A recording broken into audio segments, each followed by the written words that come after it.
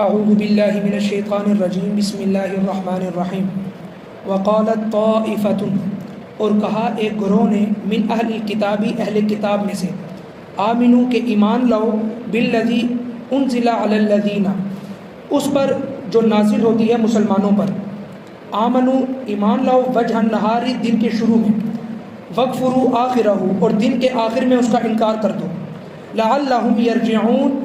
تاکہ وہ پھر جائیں۔ اصل میں اللہ تبارک و تعالیٰ نے یہاں پر یہودیوں کی جو انڈر گراؤنڈ منصوبہ بندی تھی، اس کی اللہ تبارک و تعالیٰ اس کے اوپر سے ایک مکمل طور پر کھول کو اتار رہے ہیں۔ اصل میں ہوتا یہ تھا کہ یہاں پر یہودیوں نے جب دیکھا کہ مدینہ میں اور مکہ کے اندر بھی اب یہ کام شروع ہو گیا ہے کہ جو شخص بھی ایک دفعہ اسلام لے آئے تو وہ اسلام لانے کے بعد پھر وہ اسلام سے نکلتا نہیں ہے، اسلام سے ہٹتا نہیں ہے، تو یہ چیز اندر اندر یہودیوں کو بڑی کھائی جا رہی تھی کہ ایسا کیا اس اسلام کے اندر ایسی کون سی وہ کشش ہے کہ جو بھی شخص اس کی طرف آتا ہے پھر وہ اپنی جان دے دیتا ہے، وہ بھوک برداشت کرتا ہے، پیاس برداشت کرتا ہے، وہ اپنے ماں باپ کو چھوڑ دیتا ہے،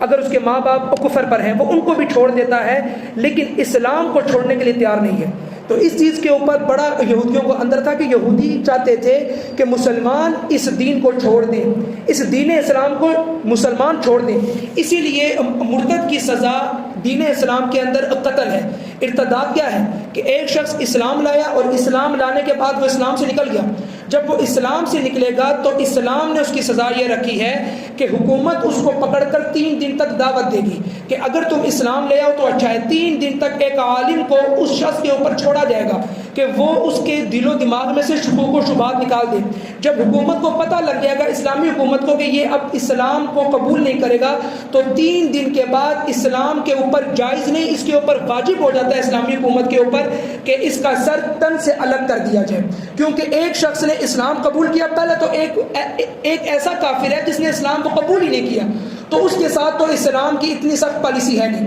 لیکن ایک شخص نے اسلام قبول کیا، پھر اسلام کا مذاق اڑایا اور وہ نکل گیا، تو اسلام اپنا مذاق نہیں بناتا، بلکہ اسلام ایک ایسا دین ہے کہ جس کو وہ قبول کرنے کے بعد اب انسان کے اوپر لازم ہو گیا ہے کہ اس کے اوپر عمل پیرا رہے مرتے دم تک۔ یا تو پہلے اسلام نہ لاتے، جب اسلام لے آئے تو اب اسلام مذاق نہیں ہے، اسلام ایک مکمل ضابطہ حیات ہے، ایک مکمل دین ہے۔ تو بہرحال اب یہودیوں نے یہ ایک منصوبہ بندی بنائی، اور یہودیوں میں سے بھی ایک گروہ نے، یہاں پر اللہ تبارک و تعالیٰ فرما رہے ہیں وقالت طائفۃ من اہل الکتاب، اہل کتاب میں سے ایک گروہ نے۔ اب اللہ تبارک و تعالیٰ نے یہاں پر اس گروہ کا تذکرہ یوں فرمایا کہ کچھ یہودی بیٹھے اور یہودیوں نے کہا کہ دیکھو اسلام تو بہت ہی زور و شور سے پھیل رہا ہے، یہ تو کفار مکہ کو بھی شکست دے رہا ہے، اس نے بدر کے اندر بھی شکست دی، احد کے اندر بھی شکست دی، اور یہ تو جیسے جیسے بڑھ رہا ہے، جیسے جیسے دن گزر رہے ہیں، اسلام کے اندر جو لوگ ہیں وہ آتے جا رہے ہیں۔ اب انہوں نے یہ کیا کہ یہودیوں نے پلاننگ یہ کی کہ ہم میں سے کچھ افراد دین اسلام کو وہ قبول کریں گے۔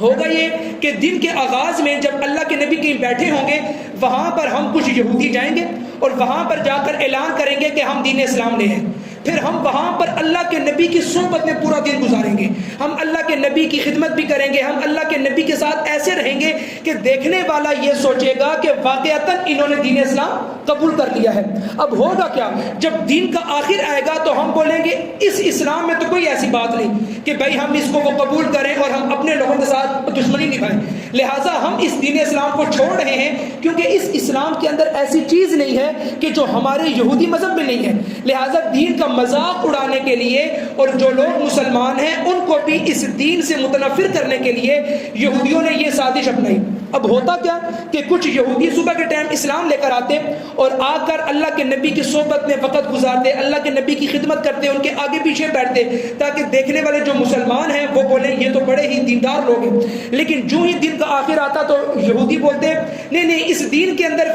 فلانی چیز ایسی ہے، اس دین کے اندر یہ حکم صحیح نہیں ہے، اور اس معاملے کے اندر یہودی مذہب بہت اچھا ہے، اور یہ کہہ کر وہ اسلام کو چھوڑ دیتے تاکہ جو نئے لوگ اسلام میں آ رہے ہیں وہ بھی یہ سوچیں کہ بھائی ایک اتنے پڑھے لکھے لوگ جب دین اسلام میں آ کر دین اسلام کی برائیوں کو نکال رہے ہیں تو اس کا مطلب یہ ہے کہ دین اسلام مکمل دین نہیں ہے، بلکہ اس میں کچھ نہ کچھ خامیاں اور خرابیاں ہیں۔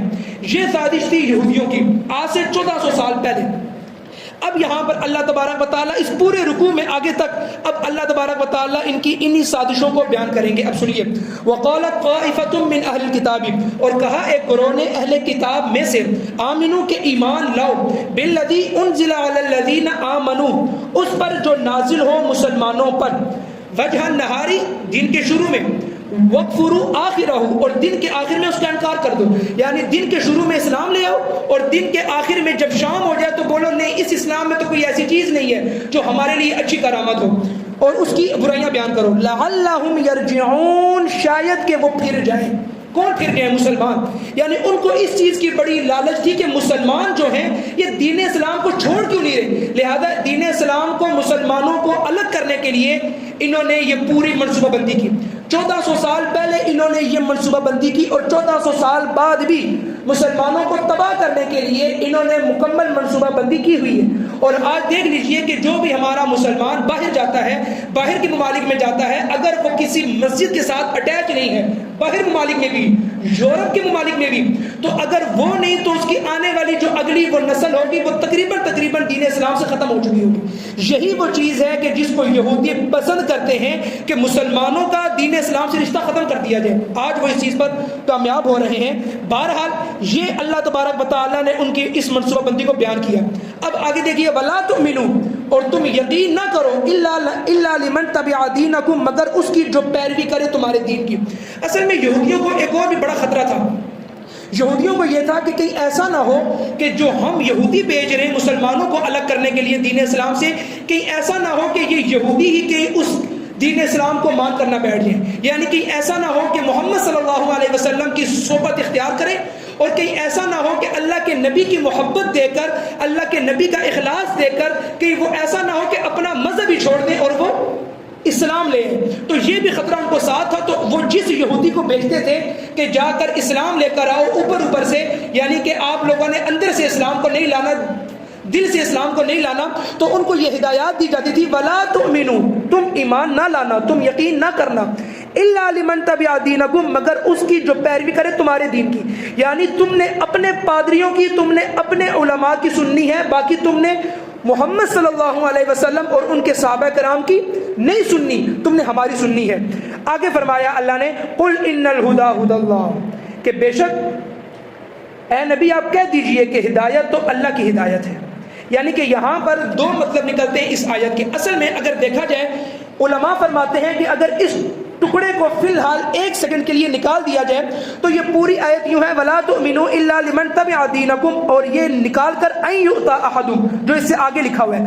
اصل میں اللہ تبارک و تعالیٰ نے اس آیت کے ٹکڑے کے اندر یہ ایک ایسا جملہ فرمایا کہ جس کا تعلق نہ پچھلے جملے کے ساتھ ہے نہ اگلے کے ساتھ ہے. اسے کہتے ہیں عربی زبان میں جملہ معترضہ. جملہ معترضہ لایا جاتا ہے کہ مخاطب جس کے سامنے آیت بیان ہو رہی ہے اس کے سامنے مزید وضاحت ہو جائے. اصل میں یہ ہے کہ جب یہودی اپنے لوگوں کو کہا کرتے تھے کہ تم لوگ جا رہے ہو اللہ کے نبی کی صحبت اختیار کرنے، تو تم نے ان کی نہیں سننی بلکہ تم نے ہماری ہی سننی ہے. تو اب اللہ ان کو جواب دے رہے ہیں کہ اے نبی آپ کہہ دیجئے کہ بے شک ہدایت تو اللہ کی طرف سے ہدایت ہے. یعنی جن مسلمانوں کو تم دین اسلام سے نکالنے کی کوشش کر رہے ہو ان کو تو ہدایت اللہ نے دی ہے، اور جس کو اللہ ہدایت دے دے اس سے کوئی بھی یہودی ہدایت چھین نہیں سکتا. یہ تو تمہاری بہت ہی بے وقوفانہ حرکت ہے کہ تم لوگوں نے اس چیز کو مان لیا کہ ہم ایسی حرکت کریں گے تو صحابہ دین کو چھوڑ دیں گے. صحابہ کو تو دین اللہ نے دیا ہے، ہدایت اللہ نے دی ہے. مثال کے طور پر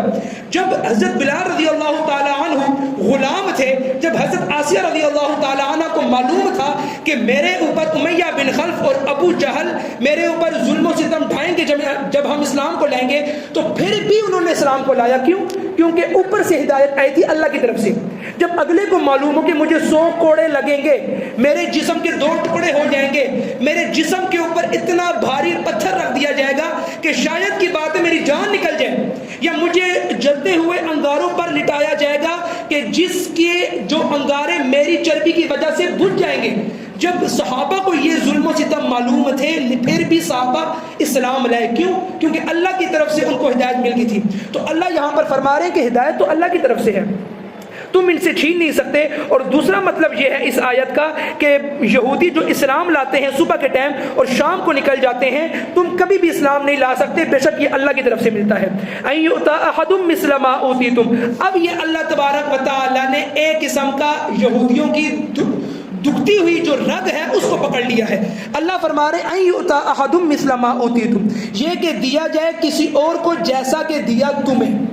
یعنی کہ یہودیوں کو یہی سب سے بڑی دل کے اندر الجھن تھی کہ بنی یعقوب کے اندر نبوت آتی جا رہی ہے اور حضرت عیسیٰ علیہ السلام تک بنی اسرائیلیوں ہی میں رہی ہے نبوت، تو آخر ایسے کیسے ہو سکتا ہے کہ بنی اسماعیل میں حکومت آ جائے؟ ہم ماننے کے لیے تیار نہیں ہیں۔ اسی لیے یہودی کہا کرتے تھے کہ اگر بنی اسماعیل کے علاوہ اگر کوئی ہمارا شخص اگر نبوت کا دعویٰ کرتے تو ہم اس کی نبوت کو مان لیں گے، لیکن اللہ کے نبی آخری نبی کو نہیں مانیں گے کیونکہ یہ بنی اسماعیل میں سے ہیں اور ہم بنی اسماعیل والوں کو مان نہیں سکتے۔ تو اللہ فرما رہے ہیں کہ اب اللہ کا فیصلہ یہ ہو چکا ہے کہ نبوت اللہ نے اور نئی امت اللہ نے بنانی ہے بنی اسماعیل میں سے، اب نئی امت بنی اسرائیل میں سے نہیں بنے گی جو اللہ کی آخری امت ہوگی۔ تو لہٰذا اللہ نے فرمایا کہ یہ کہ دیا جائے کسی اور کو جیسا کہ دیا تمہیں۔ اللہ نے بنی اسرائیل میں نبوت کو رکھا 2000 سال تک، جب 2000 سال تک نبوت کو تمہارے درمیان رکھا، تم سے نہیں پوچھا، تم نے پھر بھی مانا۔ اب جب وہی اللہ 2000 سال بعد نبوت کو تبدیل کر رہے ہیں تو تم کیسے اختلاف کر سکتے ہو؟ ساتھ ہی فرمایا او یحاجوکم عند ربکم، یا وہ غالب آ جائیں تم پر تمہارے رب کے پاس سے۔ اور ان کو یہ بھی بہت بڑا خطرہ تھا کہ جب آخری نبی بنی اسماعیل میں سے ہے تو اس کا مطلب یہ ہے کہ اب بنی اسماعیل غالب ہو جائیں گے بنی اسرائیل کے اوپر۔ یہودیوں کا یہ بھی بہت بڑا خطرہ تھا جو کہ بعد میں ہوا کہ اللہ نے خلافتیں اور اللہ تبارک و تعالیٰ نے نبوت اور اللہ نے علم اور اللہ نے سلطنت پھر بعد میں مسلمانوں کو دی۔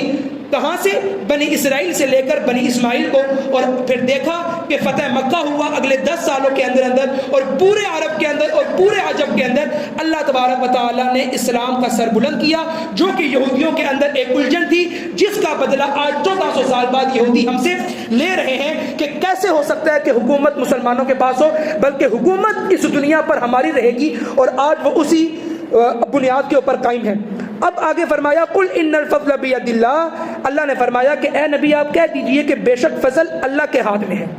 اللہ کے ہاتھ میں ہے۔ اللہ جسے چاہے علم دے، اللہ جسے چاہے دولت دے، اللہ جسے چاہے نبوت دے، اور اللہ جسے چاہے رسالت دے۔ بھئی یہ اللہ کا فضل ہے، ہمارے ہاتھ میں کچھ بھی نہیں ہے، یہ سارا اللہ کا فضل ہے۔ اللہ کسی کو امیر کر دے، اللہ کسی کو نبوت دے دے، اللہ کسی کو علم دے دے، یہ اللہ کے ہاتھ میں ہے، یہ ہمارے ہاتھ میں نہیں ہے۔ یؤتیہ من یشاء، دیتا ہے وہ جسے چاہتا ہے۔ واللہ واسع علیم، اللہ بڑا ہی وسیع ہے، وسعت والا ہے اور علم والا ہے۔ یختص برحمتہ من یشاء، وہ مخصوص کر لیتا ہے اپنی رحمت کو جسے چاہتا ہے، یعنی اللہ نے اب اپنی رحمت بنی اسرائیل سے نکال کر مخصوص کر دی ہے بنی اسماعیل میں۔ اب جو آخری نبی آئے گا وہ بنی اسماعیل میں سے، اور وہ میرے اور آپ کے نبی کریم صلی اللہ علیہ وسلم، جب بھی اللہ کے نبی کا نام آئے تو صلی اللہ علیہ وسلم پڑھا کریں، یہ آپ پر واجب ہو جاتا ہے۔ تو اللہ نے فرمایا کہ اب اللہ نے اپنی رحمت مخصوص کر دی ہے اپنے آخری نبی کے ساتھ۔ واللہ ذو الفضل العظیم، اللہ بڑے فضل والا ہے۔ یقینی ایسی بات ہے